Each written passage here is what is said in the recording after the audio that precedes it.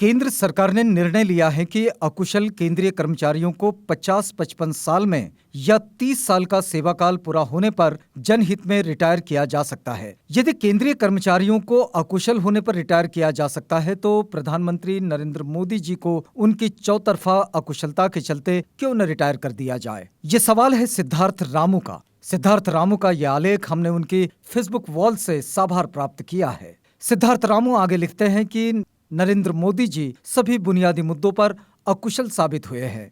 अर्थव्यवस्था किसी भी देश की रीढ़ होती है क्योंकि उसी से जीवन चलता है, यानी उसी से रोटी, कपड़ा, मकान, शिक्षा, स्वास्थ्य, देश की आंतरिक बाह्य सुरक्षा और अन्य संसाधनों के लिए धन जुटाया जाता है। पिछले वर्षों में मोदी जी की अकुशलता के चलते देश की अर्थव्यवस्था पूरी तरह बर्बाद हो गई है। आम आदमी की कौन कहे, मध्य वर्ग, उच्च मध्य वर्ग और छोटे मंझोले व्यापारी भी कंगाली और दिवालियेपन की ओर बढ़ रहे हैं। आर्थिक विकास दर नकारात्मक हो गई है। बेरोजगारी सारे आंकड़े रिकॉर्ड तोड़ रही है।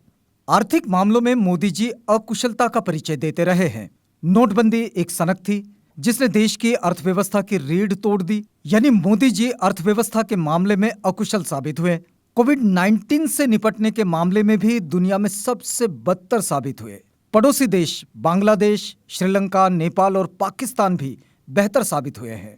विदेश नीति पूरी तरह असफल रही है। वर्तमान चीन भारत विवाद सबके सामने है। नेपाल से रिश्ते खराब हो चुके हैं। बांग्लादेश भी चीन की तरफ जा रहा है और पाकिस्तान से पहले से ही तनातनी है। देश का सामाजिक ताना बाना छिन्न भिन्न हो गया है। देश को धर्म के आधार पर ध्रुवीकृत होता हुआ देखा जा रहा है और चारों तरफ वैमनस्य दिखाई देता है। यदि अकुशलता के आधार पर केंद्रीय कर्मचारियों को रिटायर किया जा सकता है तो देश चलाने के मामले में अकुशल साबित हुए नरेंद्र मोदी जी को क्यों न रिटायर कर दिया जाए। ये सवाल है सिद्धार्थ रामू का, जो हमने उनकी फेसबुक से साभार प्राप्त किया है।